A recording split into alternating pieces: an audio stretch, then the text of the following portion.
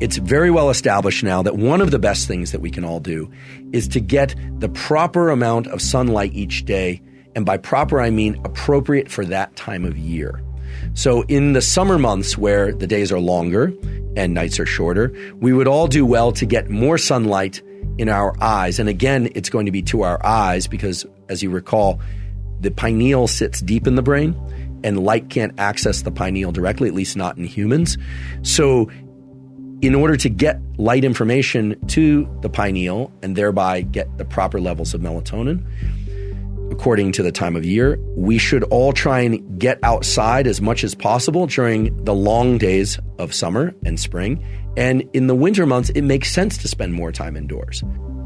We talked earlier about how UVB light exposure to the eyes triggers activation of these particular neurons within the eye, and then with centers deeper in the brain and eventually the pineal gland to suppress the output of melatonin and thereby to allow testosterone and estrogen to exist at higher levels because melatonin can inhibit testosterone and estrogen. In this study, they were able to very clearly establish that it is sunlight exposure to our skin that is causing these hormone increases that they observed in mice and humans. And the way they did that was to use the so-called knockout technology, the ability to remove specific genes within specific tissues of the body. And what they found is that UVB light, meaning sunlight-exposed skin,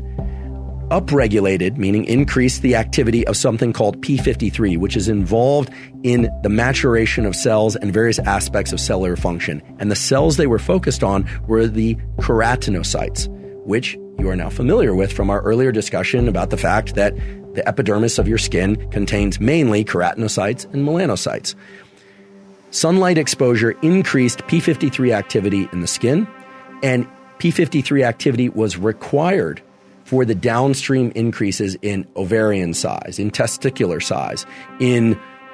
testosterone increases, in the estrogen increases, and the various other changes that they observed at the physiological level when animals or humans were exposed to sunlight. So these data are important because what they mean is that not only is it important that we get sunlight exposure early in the day and throughout the day to our eyes, at least as much as is safely possible, but that we also need to get UVB sunlight exposure onto our skin if we want to activate this P53 pathway in keratinocytes and the testosterone and estrogen increases that are downstream of that P53 pathway.